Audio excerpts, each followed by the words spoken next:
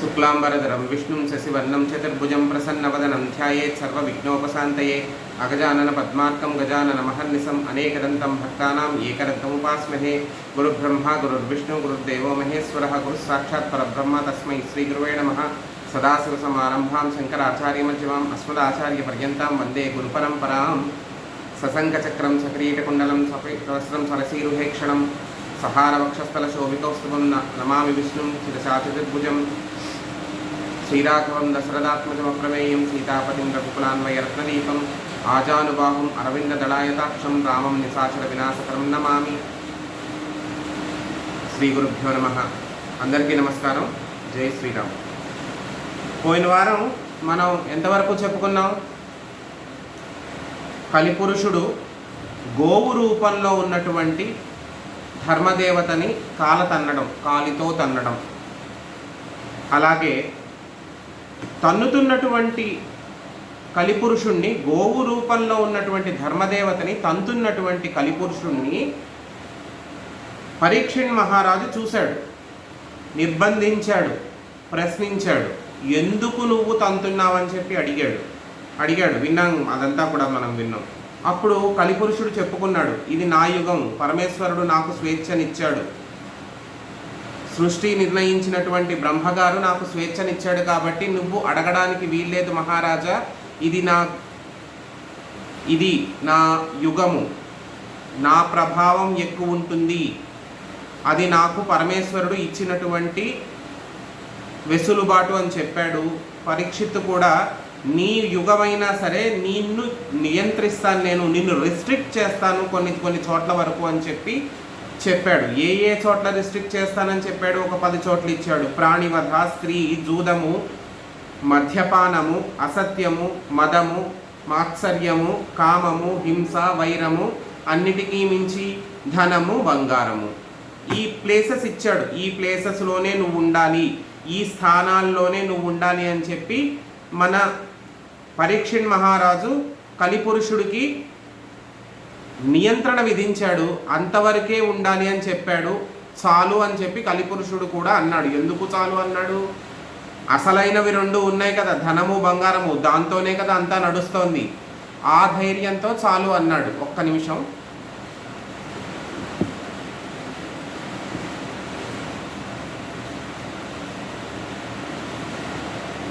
ఆ ధైర్యంతోనే చాలు అన్నాడు. చాలు అన్న తర్వాత కలిపురుషుడి ప్రభావం మొదలైంది. ఎప్పటి నుంచి మొదలైంది అన్నది కూడా మనం పోయిన వారం చెప్పుకున్నాం. 5వ వారంలో మనం పోయిన వారంలో చెప్పుకున్నాం. కృతయుగంలో ఎంత ఉంది, త్రేతాయుగం నాటికి ఎంత జరిగింది, ద్వాపర యుగం వచ్చే నాటికి ఎంత ప్రభావం ఉండింది, కలిపురుషుడి ప్రభావం పేట్రేగిపోయిన తర్వాత కలియుగం నాటికి పరిస్థితి ఏమయ్యింది అన్నది కూడా మనం మాట్లాడుకున్నాం. తరువాత పరీక్షణ్ మహారాజు రాజ్యంలో జానపదులు, పల్లెటూర్లలో ఉండేటటువంటి వారు రాజుగారి దగ్గరకు వచ్చి, రాజా, క్రూర మృగాలు మమ్మల్ని హింసిస్తున్నాయి, ఇబ్బంది పెడుతున్నాయి, నీవు వచ్చి వేటాడి ఆ క్రూర మృగాలను దండించి మమ్మల్ని రక్షించాలి అని చెప్పారు. ఎందుకు?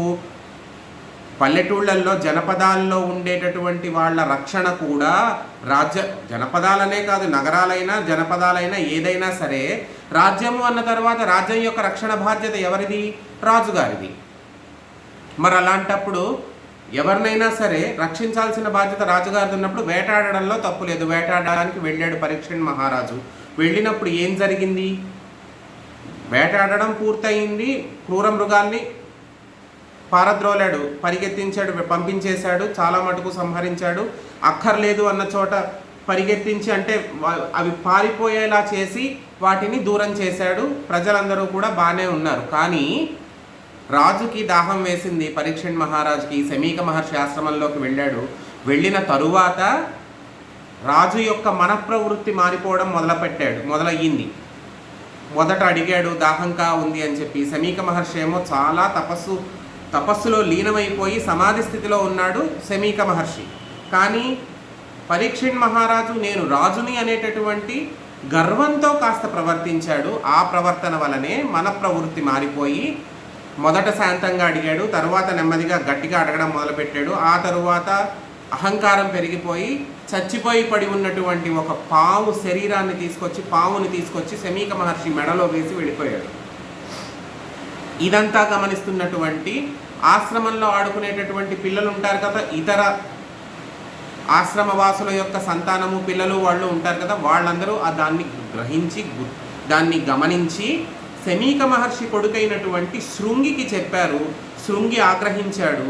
ఇది ఎవరైతే చేశారో, ఈ దుష్కార్యం ఎవరైతే చేశారో, ఈ చేసిన వారు నేటికి 7వ రోజున అంటే వారం రోజుల్లో పాముని వేశాడు కాబట్టి పాము వల్లనే, పాము కాటు వల్లనే మరణిస్తాడు. ఏ పాము వల్ల మరణిస్తాడో కూడా చెప్పేశాడు. తక్షకుడు అనేటటువంటి పరమ విషసర్పం వల్ల మరణిస్తాడు అని చెప్పి శాపవాక్యం విడిచిపెట్టాడు.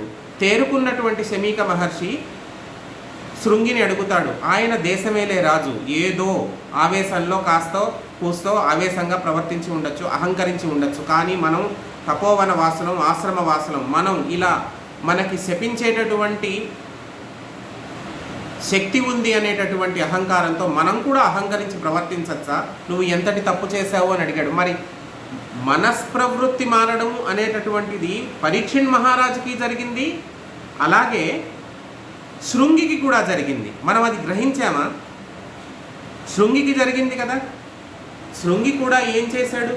శృంగి చేసినది కూడా ఒక రకంగా తప్పే. ఎందుకు? తన తండ్రి పట్ల ఏదో అన్యాయం జరిగిందని చెప్పి, ఏమో పుత్రుడిగా అతను న్యాయంగానే ప్రవర్తించి ఉండవచ్చు, పుత్రుడిగా అతను న్యాయంగానే ప్రవర్తించి ఉండవచ్చు. కానీ ఇంకొక మనిషి పట్ల అహంకరించి నాకు శపించేటటువంటి శక్తి ఉంది అనేటటువంటి భావనతో అతను శాపవాక్యం విడిచిపెట్టడం వల్ల ఒక మనిషి యొక్క ఆయుష్ వారం రోజుల్లో అంతమవుతోందా లేదా? అది కూడా కలిపురుష ప్రభావమేనా కాదా? కలిపురుష ప్రభావం ఎక్కడో లేదు, పరీక్షణ్ మహారాజులోనూ ఉంది, శృంగిలోనూ ఉంది. ఇప్పుడు తేరుకున్నటువంటి శమీక మహర్షి శృంగినే పంపిస్తాడు. శృంగిని హస్తినాపురానికి పంపిస్తాడు. రాజా, నీవు చేసినటువంటి పని వల్ల నేను ఇటువంటి శాపం విడిచిపెట్టవలసి వచ్చినటువంటి పరిస్థితి వచ్చింది. కాబట్టి శాపానికి మాత్రం తాపోపశమనం లేదు, శాపాన్ని ఉపసంహరించేటటువంటి పరిస్థితి లేదు, దాటిపోయింది. నువ్వు చెయ్యాల్సినటువంటి కర్తవ్యాలను నువ్వు పూర్తి చెయ్యి. రాజుగా తనకి కొన్ని కర్తవ్యాలు ఉంటాయి. ఎందుకు? ఈనాటి వరకు తను రాజు, తను తర్వాత దేశం అవిచ్ఛిన్నం కాకుండా ఉండాలి, దేశం సుస్థిరంగా ఉండాలి అంటే వెంటనే తదుపరి రాజు ఎవరు అన్నది ప్రకటించి తీరాలి. జనమేజయుడు ఉన్నాడు, పరీక్షిత్తు యొక్క కొడుకు జనమేజయుడికి పట్టాభిషేకం చేసేయాలి, ప్రకటించేయాలి. ప్రకటించకపోతే ఏమవుతుంది? దాయాదులు ఇప్పటికే కౌరవ పాండవుల యొక్క కలహాల వల్ల, భారతదేశంలో కురుపాండవ కలహాల వల్ల చాలా చాలా అలజడులు సంభవించి ఎంతో జన నష్టము, ఆస్తి నష్టము జరిగింది. మళ్ళీ ఇప్పుడు పరీక్షణ్ మహారాజు కూడా సరైన నిర్ణయం తీసుకోకుండా ఏదైతే అదయింది, నేను ముక్తి మార్గం చూసుకోవాలని కూర్చున్నాడు అనుకోండి, మరి అక్కడ అంతఃకర కలహాలు మళ్ళా మొదలయ్యి, కలిపురుష ప్రభావం అంటే మళ్ళీ అదే కదా, వైరం ఉంది కదా, కలిపురుష ప్రభావం చెప్పిన చోట్లల్లో వైరము అనేది ఉంది కదా, అక్కడ కూడా మళ్ళీ అంతఃకలహాలు మొదలవుతాయి కదా. అందుకని ముందుగా కబురు పెట్టాడు శమీక మహర్షి, నీవు నిర్వహించాల్సినటువంటి బాధ్యతలు, నువ్వు పూర్తి చేయాల్సినటువంటి పనులను పూర్తి చెయ్యి, అలాగే ముక్తి మార్గాన్ని కూడా చూసుకో. ఎందుకంటే 7 రోజుల్లో ఏదైతే నువ్వు భగవద్ధ్యానము చేయదలుచుకున్నావో, 7 రోజుల్లో ఏదైతే నువ్వు ఏ పుణ్యకార్యమైనా చేయదలుచుకున్నావో, హోమాలు జపతపాలు ఏమైనా చేయదలుచుకుంటే నీ ఆత్మోద్ధరణ కోసం నువ్వు వెంటనే అవి పూర్తి చేసుకో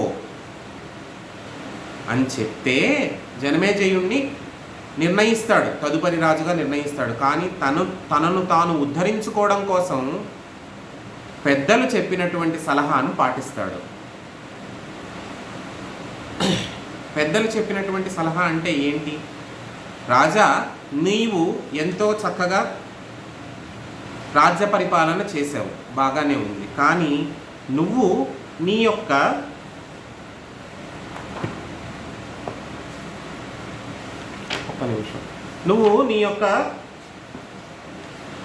ఆత్మోద్ధరణ చేసుకోవాలి. ఆత్మోద్ధరణ అంటే నిన్ను నువ్వు తరింప చేసుకోవాలి అంటే, నిన్ను నువ్వు తరింప చేసుకోవాలి అంటే ఏం చెయ్యాలి? భగవద్ ధ్యానం చెయ్యాలి, భక్తి మార్గం చూసుకోవాలి, పుణ్యకార్యం చెయ్యాలి. లేకపోతే 7 రోజులు కూడా ఎటువంటి పరిస్థితుల్లో పడిపోతాడు పరీక్షణ్ మహారాజు? నేను పోతాను, నేను పోతాను, నేను పోతాను, ఈ జపమే చేస్తాడు తప్ప భగవంతుడు అనేవాడు ఉన్నాడు, భగవంతుడిని స్మరించాలి, భగవంతుడి గురించినటువంటి ప్రస్తావనతో మనం చావు తప్పదు అనేది తెలిసిపోయింది పరీక్షణ్ మహారాజుకి. చావు అనేది తప్పదు అనేది తెలిసిపోయింది పరీక్షణ్ మహారాజుకి. ఈలోపు భయము అనేది పోవడానికైనా వేరే ప్రస్తావన ఉండాలి కదా. ఆ ప్రస్తావన ఎటువంటిదై ఉండాలి? తిండి గురించిను, నిద్ర గురించి, బట్టల గురించిను, కొత్తగా వచ్చిన నగల గురించి మాట్లాడుకోరు కదా. భయం పోవాలంటే మనసు స్థిరంగా ఉండేటటువంటి విషయాన్ని మాట్లాడుకోవాలి, చంచలంగా ఉండేటటువంటి విషయాన్ని మాట్లాడుకోకూడదు. మనం చెప్పుకున్నటువంటి ఈ భోజనాదులు, ఈ వస్త్రాలు, నగలు, సొమ్ములు ఇటువంటివన్నీ కూడా నిమిషానికి మారిపోతాయి. వాటి యొక్క పరిస్థితి మారిపోతుంది, వాటి యొక్క స్థితి, వాటి యొక్క విలువ పైకి కిందకి తేలి పడిపోతూ ఉంటుంది, ఎగురుతూ ఉంటుంది, పడిపోతూ ఉంటుంది. కానీ ఎప్పటికీ స్థిరంగా ఉండేది ఎవరు? ఎప్పటికీ స్థిరంగా ఉండేది పరమాత్మ. కాబట్టి పరమాత్మ గురించి తెలుసుకొని పరమాత్మ యొక్క ప్రస్తావనతో తరించాలి అనేటటువంటి సలహాని పరీక్షణ్ మహారాజుకి ఇస్తారు. అటువంటి సమయంలో శుక మహర్షిని రప్పించుకుంటాడు పరీక్షణ్ మహారాజు. రప్పించుకుంటాడు ఎందుకు? ఇతనే వెళ్ళొచ్చుగా, అయిపోయింది. 7 రోజుల్లో ఇంకేమిటండి ఈయన ఉద్ధరించేది? 7 రోజుల్లో ఏం ఉద్ధరిస్తాడు ఈయన? ఈయనే వెళ్ళిపోవచ్చు కదా శుక మహర్షి ఆశ్రమానికి. కాదు, 7 రోజులు కూడా రాజుగా ఉన్నాడు కాబట్టి రాజ్య రక్షణ బాధ్యత అనేది ఇంకా పరీక్షణ్ మహారాజు యొక్క భుజస్కంధాల మీద ఉంది. 7 రోజులు తన భక్తి మార్గం ఎంత అవసరమో దేశ రక్షణ కూడా అంతే అవసరం. అదీ కాకుండా భగవంతుడి యొక్క ప్రస్తావన, భగవంతుడి యొక్క కథలు, నామస్మరణ జరిగేది. ఆశ్రమం ఎప్పుడో పావనమైపోయింది. సుఖమహర్షి అంతటి వాడు ఉన్నాడు అంటే ఆ ఆశ్రమం ఏనాడో పావనమైంది. హస్తినాపురము భారతదేశము పావనం అవ్వాలి అంటే భారతదేశపు రాజధాని అయినటువంటి హస్తినాపురంలో భగవత్ సంకీర్తన జరిగింది అంటే దానివల్ల ప్రజలందరూ అక్కడ కూడా స్వార్థరహితంగానే ఆలోచించాడు. రాజధాని నగరంలో నగర సంకీర్తన, నామ సంకీర్తన జరిగింది అంటే దేశమంతా కూడా సుభిక్షంగా ఉంటుందనేటటువంటి చిన్న స్వార్థం, ప్రజలు బాగుండాలనేటటువంటి స్వార్థం, నేను బాగుండాలనే స్వార్థం కాదు, నాతో పాటు నేను తరిస్తూ ప్రజలు కూడా తరించాలనేటటువంటి స్వార్థంతో అతను అలా ప్రవర్తించి సుఖమహర్షంతటి వాడు వచ్చి ఆ భగవన్నామము, భగవత్ కథ చెప్పేటటువంటి ఏర్పాటు చేసుకున్నాడు. సుఖమహర్షి కూడా నేను అంతటి వాణ్ణి అనేటటువంటి భావన లేకుండా ఎంతో శాంత స్వభావుడైనటువంటి సుఖమహర్షి పరమ ఆదరణతో మనస్ఫూర్తిగా వచ్చి హస్తినాపుర రాజ్యంలో, హస్తినాపుర నగరంలో పరీక్షణ్ మహారాజుకి కథ చెప్పడానికి అంగీకరించాడు. ఏ కథ చెప్పడానికి అంగీకరించాడు? మనం చెప్పుకుంటున్న భాగవతమే. సుఖమహర్షి ఎందుకు చెప్పాలి? అసలు సుఖమహర్షి కాదు కదా, భాగవతాన్ని రాసింది సుఖమహర్షి కాదు, ఆయన తండ్రి అయినటువంటి వ్యాసుడు రాశాడు. సుఖమహర్షికి భాగవతంతో సంబంధం ఏమిటండి? సుఖమహర్షి తపస్సు చేసుకునేటటువంటి తాపసి, ఆయనకి భాగవతంతో సంబంధం ఏమిటి? ఇక్కడ సుఖమహర్షిని గురించిన ప్రస్తావన కాస్త చెప్పుకోవాలి మనం. ఎందుకు సుఖమహర్షి చేత చెప్పించారు అనేది.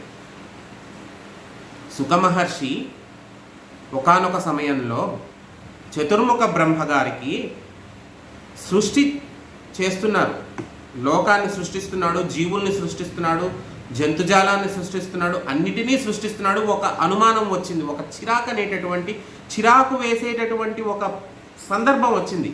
నేను సృష్టిస్తున్నాను, ఒక జంతువు ఇంకో జంతువుని చంపుకు తింటోంది, ఒక మనిషి ఇంకో మనిషిని మోసం చేస్తున్నాడు, లేదంటే చంపేస్తున్నాడు, లేదంటే ఏదో ఒక జరావ్యాధులతోనూ అరిషడ్ వర్గాల్లోనూ కొట్టుకుపోతున్నాడు. అంటే స్వార్థంతో కొట్టుకుపోతున్నాడు మనిషి అనేవాడు.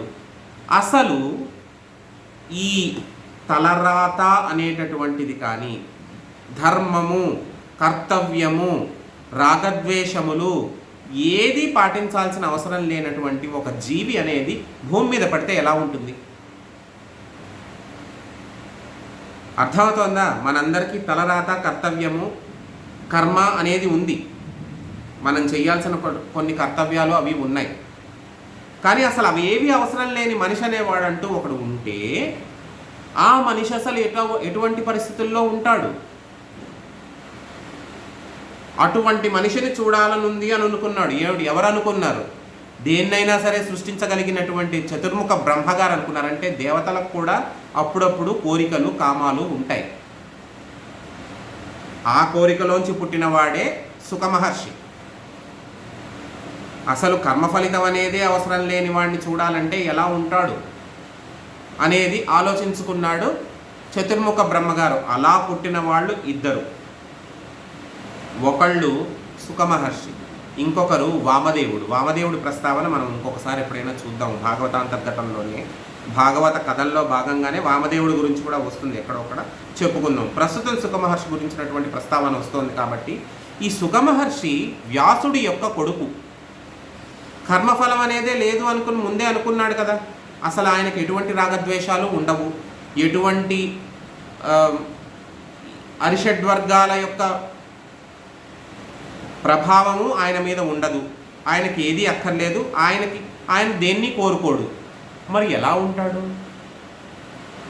నిరంతర భగవద్ధ్యానము, ఎప్పుడూ భగవంతుడే తలుచుకుంటూ ఉండడం. మనం రామాయణం చెప్పుకునే రోజుల్లో మనం ఒకటి చెప్పుకున్నాం, ఋష్యశృంగుడి గురించి చెప్పుకున్నాం. ఋష్యశృంగుడికి అసలు అవసరం వచ్చే వరకు ఆడస్పర్శే తెలియదు అనుకున్నాం. ఈయనకు అసలు అవసరమే రాలేదు. ఆడస్పర్శ వరకు ఎందుకు, అసలు అవసరమే రాలేదు. శాంతాదేవిని వివాహం చేసుకునే వరకు ఆడవారు అనేవారు అలా ఉంటారు అనే చెప్పిన విషయం ఋష్యశృంగుడికి తెలీదు. ఇటువంటి రకంగా ఉంటారు, నాగరికులు ఇటువంటి రకంగా ఉంటారు, జనపదాల్లో అంటే పల్లెటూళ్ళల్లో ఇటువంటి రకంగా ఉంటారు అనేటటువంటి విషయం ఋష్యశృంగుడికి తెలియదు. ఎంతసేపు నాన్నగారైనటువంటి ఆ మహానుభావుడు చెప్పినటువంటి ఆ జపం తపం చేసుకోవడం, ఏదన్నా పని చెప్తే అది చేసి పెట్టడం, అంతే. కానీ ఇక్కడ పరిస్థితి అల్లాటప్ప మనిషి కాదు, మామూలు మనిషి కాదు. సుఖమహర్షి వ్యాసుడి పుత్రుడు. ఒక ఉదాహరణ చెప్పాలంటే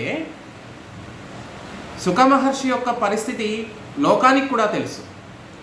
ఎటువంటి రాగద్వేషాలు, కోరికలు, కామాలు, ఎటువంటి ప్రలోభాలకి దేనికి ఆయన ఆకర్షితుడవడు, అన్నిటికీ అతీతుడు అనేటటువంటి విషయం అప్పుడే పుట్టినటువంటి పిల్లల దగ్గర నుంచి ఇంకో నిమిషంలో పోతారనుకునేటటువంటి పెద్దల వరకు అందరికీ తెలుసు సుఖమహర్షి విషయం. అటువంటి పరిస్థితుల్లో ఒకనాడు ఏం జరిగిందంటే సుఖమహర్షి ఒక అరణ్యం వెంట నడుచుకుంటూ వెళ్ళిపోతున్నట్ట. ఒక నదీ తీరం పక్క నుంచి నడుచుకుంటూ వెళ్ళిపోతున్నాడు. ఆ నదిలో దేవకన్యలు స్నానం చేస్తున్నారు, వివస్త్రాలై స్నానం చేస్తున్నారు. వివస్త్రాలు అంటే బట్టలు లేకుండా ఒంటి మీద స్నానం చేస్తున్నారు. అది వదిలేయండి. సుఖమహర్షి వెళ్ళిపోతుంటే అమ్మో సుఖమహర్షి అంతటి వాడు వచ్చాడే అని చెప్పి వాళ్ళు ఎటువంటి పరిస్థితుల్లో ఉన్నారు అన్నది కూడా వదిలిపెట్టేసేసి బయటికి వచ్చి నమస్కరించారట ఆ ఆడవారందరూ, ఒంటి మీద బట్టలు లేకుండా. ఈ సుఖమహర్షి వెళ్ళిపోతుంటే పుత్ర పుత్ర పుత్ర అని చెప్పి వ్యాసుడు వెనకాల నడుస్తున్నట్ట. ఈ పుత్ర కొడక అని పిలవడం ఈ ఆడవారికి, దేవతా స్త్రీలందరికీ చెవిన పడింది. అమ్మో వ్యాసుడు వస్తున్నాడని చెప్పి హుటాహుటిన వెనక్కి వెళ్ళి ఒంటి మీద ఏది దొరికితే అది చుట్టుకుని వచ్చారట. అది గమనించినటువంటి వ్యాసుడు అడిగాడు, ఏమ్మా ఇప్పుడు నేను మహర్షినే, అష్టాదశ పురాణాలు రాశాను నేను, నాకు అంతో ఇంతో జ్ఞానమో బ్రహ్మజ్ఞానమో ఇంకోటో ఉంది. నా కొడుకుని చూసి నవయవ్వనంలో ఉన్నాడు, అసలు అతని దేహకాంతి చూస్తే ఎంతటి అప్సరా స్త్రీలైనటువంటి వాళ్ళైనా సరే మోహిస్తారు, వచ్చి పాదాల మీద వాళ్తారు. అటువంటిది సుకుణ్ణి చూసి మీరందరూ ఎటువంటి కలత చెందలేదు, ఎటువంటి అరమెరిక లేకుండా ఒక పరబ్రహ్మకి ఎటువంటి నమస్కారం చేస్తున్నారో అంత స్వచ్ఛమైనటువంటి నమస్కారం చేశారు. కానీ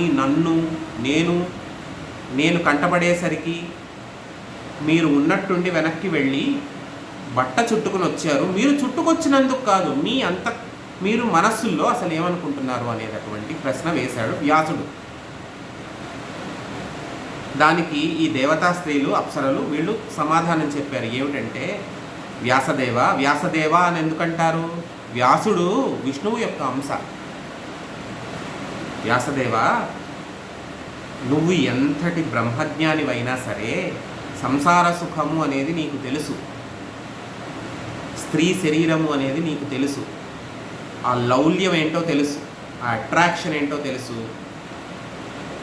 దానివల్ల నిన్ను చూస్తే, నువ్వు తెలిసిన వాడివి అన్నీ కాబట్టి నిన్ను చూస్తే బిడియము, సిగ్గు అనేది మాకు సహజంగా ఏర్పడుతుంది. కానీ నీ పుత్రుడైనటువంటి శుకుడికి ఇవేవీ తెలియవు, అసలు అవసరం లేదు కూడా. ఆయన మేము ఎలా ఉన్నాము అన్నది కాదు, మాలో ఉన్నటువంటి పరమాత్మని ఆయన దర్శిస్తాడు, ఆయనకి మేము నమస్కరిస్తాము. కానీ నువ్వు, నేను ఆడదాన్ని అనే విషయం నీకు తెలుసు, ఆడది ఇలా ఉంటుంది, మగవాడు ఇలా ఉంటాడు, వాళ్ళ దేహ నిర్మాణం ఇలా ఉంటుంది, వాళ్ళ యొక్క మగవాడి దేహ నిర్మాణం ఇలా ఉంటుంది అనేటటువంటి భేదభావం నీకు తెలుసు. అదీ కాక సంసార సుఖం తెలిసిన వాడివి, నేను ఎదురుగుండా అన్నీ తెలిసిన నీ ఎదురుగుండా మేము నిల్చోవాలంటే మాకు బిడియం ఉంటుందా లేదా అనేటటువంటి ప్రశ్న వేసేసరికి వ్యాసుడు ఆశ్చర్యపోయాడు. ఓహో, శుకుడంటే ఈనాటికి నా కొడుకైనటువంటి శుకుడంటే ఈనాటికి నాకు తెలిసింది అని చెప్పి వ్యాసుడు కూడా సంతోషిస్తాడు. అంటే అంత స్థాయి ఉన్నటువంటి వాడు శుకుడు. ఇప్పుడు అర్థం చేసుకోండి, శుకుణ్ణే ఎందుకు పిలిచారు? శుకుణ్ణే ఎందుకు పిలిపించుకున్నాడు పరీక్షణ్ మహారాజు? కథ చెప్పేటప్పుడు ఇప్పుడు అసలు శుకుడు చెప్పాల్సిన అవసరం లేదండి. శుకుడు కన్నా ఎక్స్పీరియన్స్ ఉన్నవాడు, అనుభవజ్ఞులు చాలామంది ఉన్నారు. వ్యాసుడి కన్నా పెద్దవాళ్ళు ఉన్నారు. వశిష్ఠుడు ఉన్నాడు, జాబాలు ఉన్నాడు, భరద్వాజ మహర్షి ఉన్నాడు, అత్రి మహర్షి ఉన్నాడు, ఆత్రేయుడు ఉన్నాడు, లేదంటే ఇంకోళ్ళు చాలామంది ఉన్నారు. అందరినీ మించి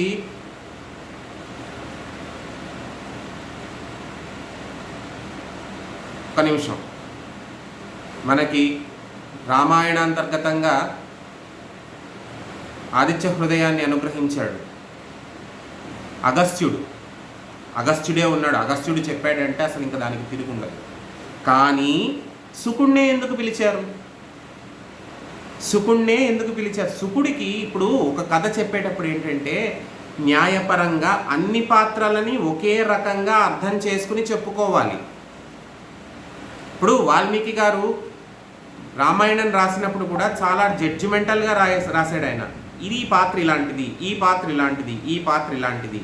రావణాసురుడు దుర్మార్గుడు అని లేదు, రాముడు మంచివాడు అని చెప్పి జడ్జిమెంట్ ఇవ్వలేదు వాల్మీకి గారు. ఇది ఇంతే అని చెప్పాడు.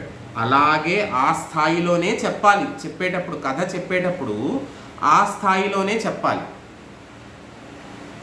అంతేగాని ఇప్పుడు కృష్ణ పరమాత్మ అంటే మనకు అందరికీ ఇష్టం కదా అని కృష్ణుడిని బాగా పెంచేసేసి మిగతా వైశిష్ట్యాన్ని అంతటినీ తగ్గించేశారనుకోండి, అది ఒక మూస కింద తయారవుతుంది. పరమాత్మ అనేటటువంటి దాన్ని మనం చెప్పుకునేటప్పుడు, సృష్టి అనేటటువంటి దాన్ని చెప్పుకునేటప్పుడు, భాగవతము అంటే భగవంతుడి కథ. ఎంతసేపు భాగవతము అంటే మనం చాలా ఈజీగా అర్థం చేసుకునేది ఏంటంటే, పైన ఒక కృష్ణుడి బొమ్మ ఉంటుంది, కింద పోతన గారు ఉంటారు కాబట్టి కృష్ణుడి కథ అని చెప్పి ఈజీగా జడ్జి చేసేస్తాం దాన్ని మనం. కానీ భాగవతము అనేది భగవంతుడి కథ.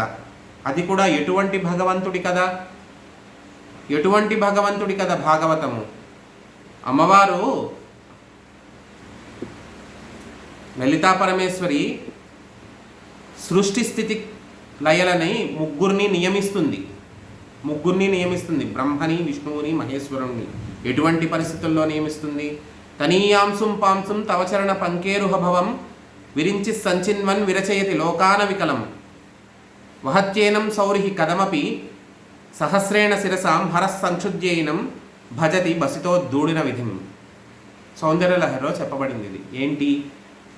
అమ్మవారి పాద రేణువుకి, అమ్మవారి యొక్క పాదాలకి అంటినటువంటి ధూళితో, ఆ ధూళి విదిలితే ఆ అంటినటువంటి ధూళితో బ్రహ్మగారు లోకాలన్నింటినీ సృష్టిస్తే, ఆ ధూళిని మోస్తూ ఎవరు?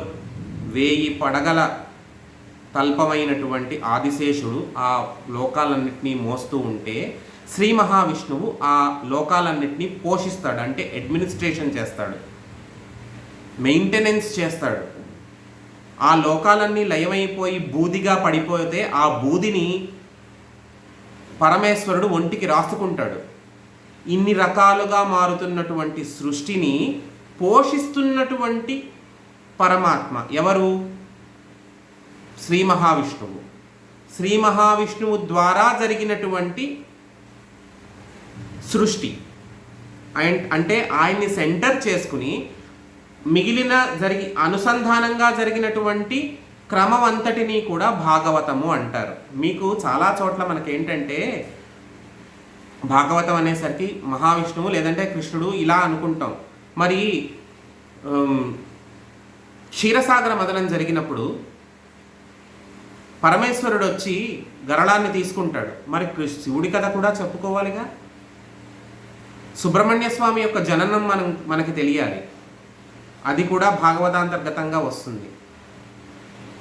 ఇవన్నీ కూడా భాగవతంలో కథలే. కానీ ఎవరి ద్వారా నడిపింపబడింది? జగన్నాటక సూత్రధారి ఎవరు? మధ్యలో నించుని అంతా నడిపించింది ఎవరు? శ్రీ మహావిష్ణువు. స్థితికారకుడు, maintenance and administration incharge of the universe. కాబట్టి ఆయనే సెంట్రిఫై చేసి మనం ఆయన గురించే ప్రతిదీ చెప్పుకుంటాం. అలా జరిగినదే ఇప్పుడు సుఖమహర్షి వచ్చాడు. సుఖమహర్షికి రాగద్వేషాలు ఏవీ లేకుండా పూర్తిగా ఏంటంటే ఇది ఇలాంటిది, ఇది ఇలాంటిది, ఇది ఇలా జరిగింది పరీక్షణ్ మహారాజా, ఇది ఇలా జరిగింది, నువ్వు అర్థం చేసుకో అని చెప్తాడు. అంతేగాని మీ దుర్యోధనుడు చాలా దుర్మార్గుడు అనేటటువంటి మాట ఏనాడు జారలేదు. ఎందుకంటే పరీక్షణ్ మహారాజు కూడా చాలా గౌరవప్రదంగా ప్రవర్తించాలి. ఎందుకంటే దుర్యోధనుడు అనేవాడు తాతగారు. ఎంత శత్రువు అయినా సరే తన వంశానికి చెందినటువంటి తాతగారు. జ్ఞాతి నింద అంత మంచిది కాదు. అతని వంశాన్నే నాశనం చేస్తుంది. జ్ఞాతుల గురించి నింద చేస్తే అతని వంశాన్నే నాశనం చేస్తుంది అనేటటువంటి పరమధర్మం పరీక్షణ్ మహారాజుకు తెలుసు. జ్ఞాతి నింద చెయ్యడు. అందుకనే కాబట్టి అక్కడ ఎటువంటి జడ్జిమెంట్స్ లేకుండా, ఎటువంటి రాగద్వేషాలు లేకుండా, ఎటువంటి స్వార్థాలు లేకుండా, ఎటువంటి అట్రాక్షన్స్కి లోనవ్వకుండా చెప్పేటటువంటి వాడు కావాలి. కాబట్టే సుఖమహర్షి వచ్చాడు. లేదంటే వ్యాసుడే వచ్చి చెప్పచ్చు. రాసిందే ఆయన అయినప్పుడు చెప్పడానికి వ్యాసుడు రాకపోవడానికి కారణం ఏమిటి? వ్యాసుడైతే రాసింది నేనే కాబట్టి నేను ఇలా రాశాను అనేటటువంటి మాట రావచ్చు. ఆయన ఇలా ప్రవర్తించాడు కాబట్టి ఇలా చెప్పబడింది అన్నది చెప్పచ్చు. కానీ సుఖమహర్షి ఇది ఇలా జరిగింది అంతే, అర్థం చేసుకో. స్ట్రైట్ ఫార్వర్డ్గా చెప్తాడు. ఎటువంటి విధంగా చెప్పాడు?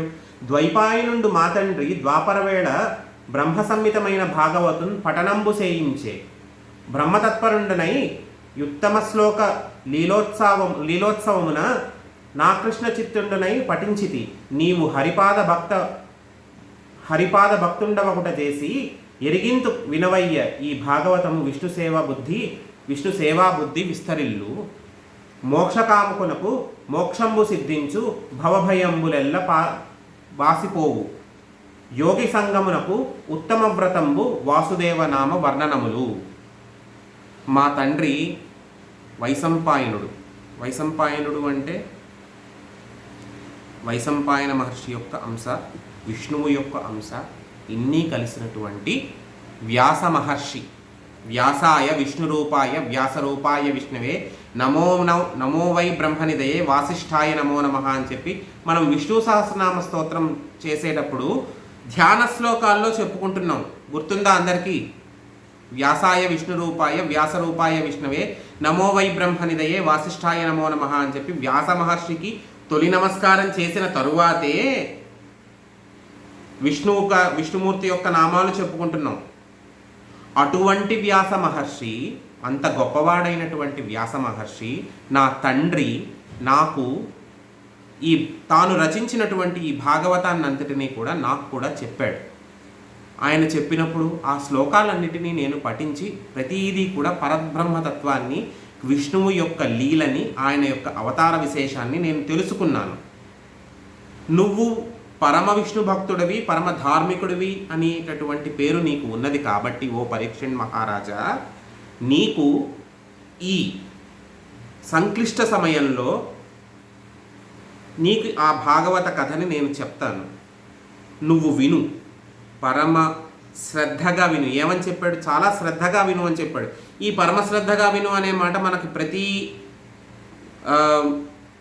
ఉపాఖ్యానంలోను, ప్రహ్లాదోపాఖ్యానంలో కానివ్వండి, గజేంద్ర మోక్షణ ఘట్టంలో కానివ్వండి, ఈయన టెస్ట్ చేస్తూ ఉంటాడు. ఎవరు? సుఖ మహర్షి టెస్ట్ చేస్తాడు, కాస్త పరీక్షిస్తాడు.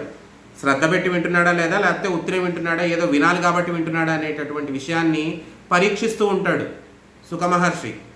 చెప్పనట్టుగా వదిలేసి వింటాడా లేదా, అడుగుతాడా లేదా, డౌట్స్ అడుగుతాడా లేదా అనేటటువంటి భావనతో చెప్తూ ఉంటాడు. అందుకనే మొదటి రోజే చెప్పాడు పరమశ్రద్ధగా విను అని చెప్పి. ఆ పరమశ్రద్ధగా విను అనేటటువంటిది చాలా దూరం వస్తుంది. ఆ విను నువ్వు. అదీ కాకుండా ఈ భాగవత కథ వినడం అనేది మోక్ష సాధనం. భగవంతుడి కథ కాబట్టి ఇది వినడం అనేటటువంటి విషయం మోక్ష సాధనం. నీకు ఎంతో మంచి చేస్తుంది. అదీ కాక నీకున్నటువంటి భయాన్ని పారద్రోలుతుంది. ముందు మృత్యువు అనేటటువంటి భయం వెంటాడుతోందా లేదా పరీక్షణ్ మహారాజుని? మృత్యువు పట్ల భయం వెంటాడుతోంది పరీక్షణ్ మహారాజుని. నేను చనిపోతాను అనేటటువంటి విషయం పరీక్షణ్ మహారాజుకి ముందే తెలిసిపోయింది. ఏ మనిషికి తెలియదు. యుద్ధరంగంలో ఉన్నా సరే శత్రువు వచ్చి కత్తితో పొడిచే వరకు నేను చచ్చిపోతాననే విషయం ఏ వీరుడికి, ఏ మనిషికి తెలియదు. కానీ పరీక్షణ్ మహారాజుకి తెలిసింది. ఏనాటికి తనువు చాలిస్తాడు, ఏనాటికి దేహాన్ని వదిలేస్తాడు, ఎలా వదిలేస్తాడు అనేటటువంటి విషయం కూడా తెలిసిపోయింది పరీక్షణ్ మహారాజుకి. కాబట్టి ఇది భవభయహరము. భవభయములెల్లా బాసిపోవు. నీకున్న భయాన్ని ముందు పాలదోలుతుంది, నీకు భయం లేకుండా చేస్తుంది. ఎందుకు?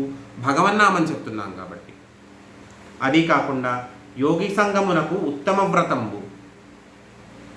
యోగులు అంటే ఎంతసేపు మనకి మహర్షులు అనేటటువంటి భావనే చాలా ఎక్కువ.